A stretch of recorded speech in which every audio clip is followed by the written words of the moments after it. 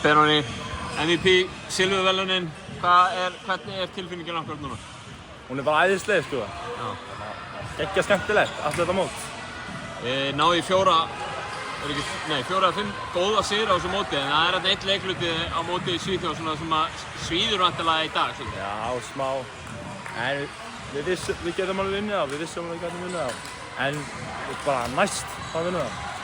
Rosa framistöður hjá þér á mótinu svona í flæði leiksins eiginlega og með liðinu. Þú hlýtur að vera svolítið sáttur með þetta lið sem þú ert í. Ég er mjög sáttur í þessu liði. Ég minnst þess að allir liðin áttu skilið að vera MVP. Talaði þetta mót sem svona, ég meina þið eru með silfurmedalíu um hálsinn en þetta er svona hálfgert æfingamót fyrir Evrópumótið. Hver eru markmiðin ykkar svona fyrir farandi inn í það? Að bara reyna að komast í aðriðilinn. Já. Bara, já. Ég held að það sé aðmarkmiðið okkar. Og bara ganga vel. Þú voru fyrir í Gísakaljó. Það var ótrúlega gaman. Berja liðin saman hérna, eða ekki? Jú. Það er til hamingju aftur Benóni og gangi ykkur vel á Evrópumótinu. Takk.